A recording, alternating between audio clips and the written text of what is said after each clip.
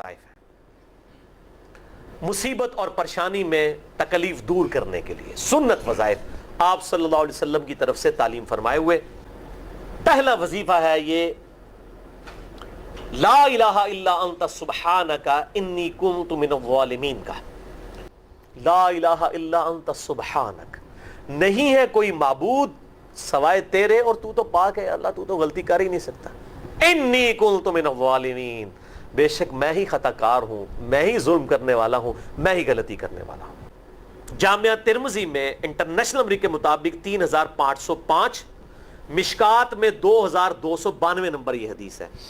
और कुरान हकीम में तो हम पढ़ चुके हैं, सूरतुल अंबिया आयत नंबर 87 और 88 में आप सल्लल्लाहु अलैहि वसल्लम ने इरशाद फरमाया कि यूनुस अलैहिस्सलाम ने मछली के पेट में अपने रब को इन अल्फाज के साथ पुकारा था, ला इलाहा इल्ला अंता सुब्हानका इन्नी कुन्तु मिनज़्ज़ालिमीन।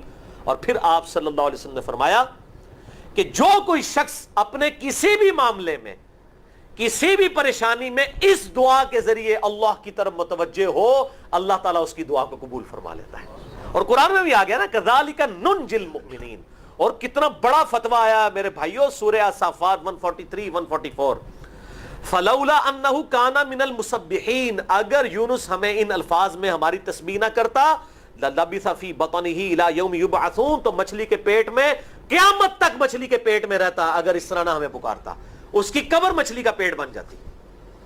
यानी ये इतना अताब, और वो दूर हो गया इस दुआ से, बहुत बड़े अस्माए आज़म में से है।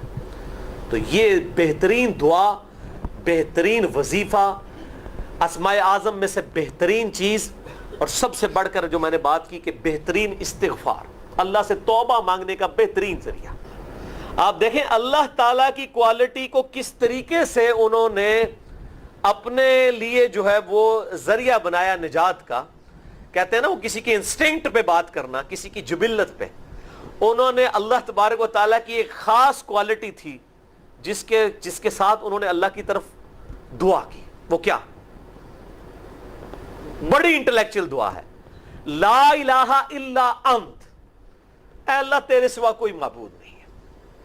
ये तौहीद को पहले नंबर पे ले गए।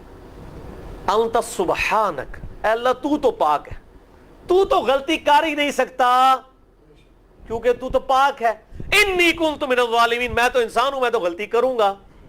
अब जब अल्लाह ताला को आप इस तरीके से कहेंगे अल्लाह तेरे को तो गलती नहीं होती, मैं तो बंदा बना तो गलती तो करांगा, क्या जबरदस्त अंदाज है अल्लाह को पुकारने का। इस पे फिर निजात ही मिलनी थी ना। अल्लाह ताला की वो क्वालिटी उन्होंने जिक्र की है, अल्लाह मैं तो बंदा हूं ना, तो गलती करूंगा ना, तुझसे तो गलती नहीं होनी, तू तो पाक है, गलती तो मैं नहीं करनी है ना, तुझसे तो हो ही नहीं सकती, जब मैं कर बैठा हूं तो माफ कर देना। बेहतरीन दुआ है वल्लाह, बेहतरीन इस्तिग़फ़ार है। और सही बुखारी और मुस्लिम की मुत्तफ़क़ुन अलैह हदीस है, जब आप तशहुद में बैठो तो दुरूद शरीफ के बाद जो अपने रब से चाहो मांगो, उसमें ये दुआ भी आप अपने ऊपर लाजिम करें। ये अस्माए आज़म में से है, अपनी दुआओं में इस दुआ को करें।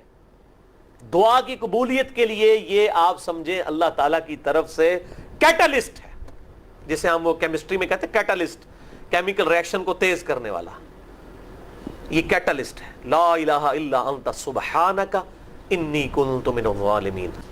दूसरा वजीफा, वो भी जामिया तिर्मिज़ी में इंटरनेशनल नंबर के मुताबिक 3524 नंबर हदीस है, लेकिन तिर्मिज़ी का तरीक जो है वो ज़ईफ है। ये मैं पहले बता दूं, इमाम तिर्मिज़ी ने साथ लिखा है ये रवायत कमजोर है, लेकिन जरूरी नहीं होती कि रवायत अगर तिर्मिज़ी में कमजोर है तो कहीं और वो रवायत सही नहीं मौजूद है। इसकी सही सनद अल मुस्तदरक लिल हाकिम में इंटरनेशनल नंबर के मुताबिक 1862 नंबर मौजूद है, और सुनन निसाई अल कुबरा में 10,492 नंबर है, और मिशकात में भी 2,454 नंबर हदीस है इंटरनेशनल नंबर के मुताबिक। तो सही सनद अल मुस्तदरक लिल हाकिम और सुनन निसाई अल कुबरा के अंदर मौजूद है।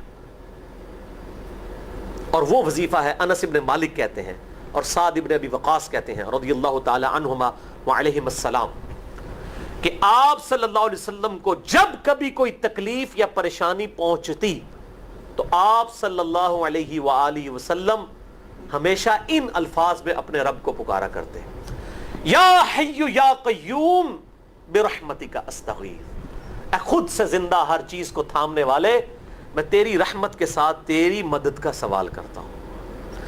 استغیث بولیں گے نا الف کے ساتھ حمزہ کے ساتھ تو یہ سنگولر کا صیغہ ہوگا, اور اگر ہم بولیں گے نستغیث نون کے ساتھ تو یہ جمع کا صیغہ بن جائے گا.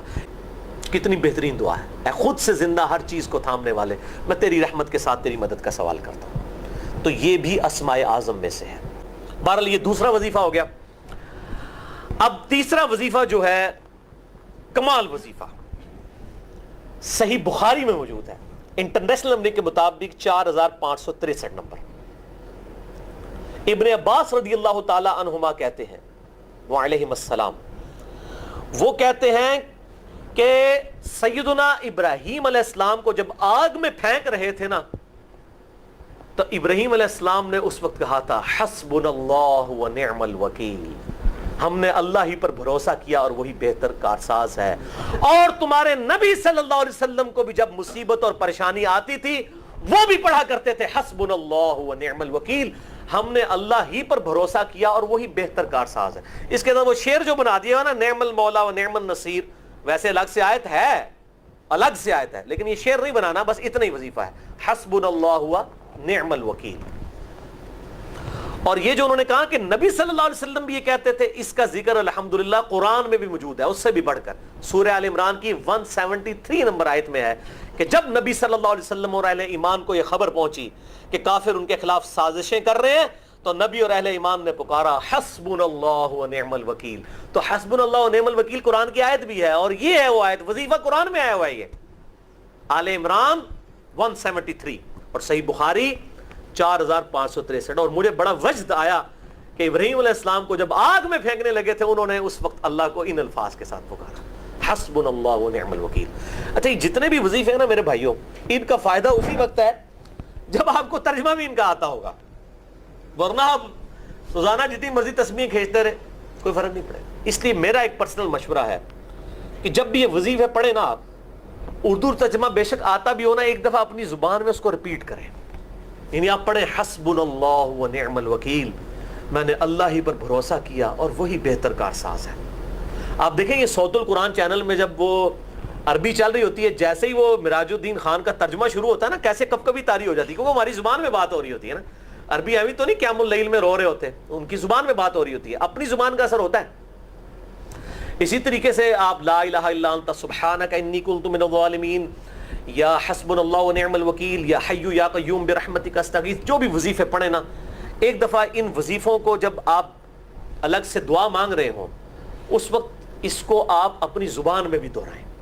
اور اس کے لیے کوئی تسبیح نہیں کھینچنے کی ضرورت کہ آپ نے اتنے 100 دفعہ پڑھنا ہے. تسبیح تو ویسے ٹھیک ہے, وہ آپ استعمال کر سکتے ہیں, لیکن آپ چلتے پھرتے اٹھتے بیٹھتے ہر وقت جس حالت میں بھی, اور صحیح مسلم میں حدیث ہے کہ یہ جو وظائف ہیں ان کے لیے تو کوئی وضو بھی کیا, غسل بھی پروٹوکول نہیں ہے. اب عائشہ کہتی ہیں نبی صلی اللہ علیہ وسلم حالت جنابت میں بھی اللہ کو یاد کر لیا کرتے تھے. صحیح مسلم میں حدیث موجود ہے, جنابت والے چیپٹر میں, ہر حال میں اللہ کو یاد کرتے تھے. اور جو قرآن میں بھی دعائیں یا اذکار آئی ہیں نا, جب آپ حالت جنابت میں بھی اس کو کریں گے نا تو اس پہ قرآن کا حکم نہیں لگے گا. تو جامعہ ترمذی اور ابو داؤد میں جو حدیث ہے کہ حضرت علی کہتے ہیں نبی صلی اللہ علیہ وسلم کو حالت جنابت کے علاوہ کوئی اور حالت قرآن پڑھنے سے مانے نہیں ہوتی تھی, تو اس سے مراد قرآن کی تلاوت ہے. اگر قرآن کی دعائیں جیسے ہیں بسم اللہ الرحمن الرحیم, یہ بھی تو قرآن ہے, سبحان اللہ بھی تو قرآن ہے, الحمدللہ بھی تو, یہ اذکار جو ہے نا جب آپ اذکار کی نیت سے پڑھو گے پھر یہ قرآن نہیں شمار ہوں گے, ذکر شمار ہوں گے. اور اس کے لیے نہ وضو پروٹوکول ہے اور نہ غسل کا ہونا ضروری ہے, ہر حال میں اللہ کو یاد کریں.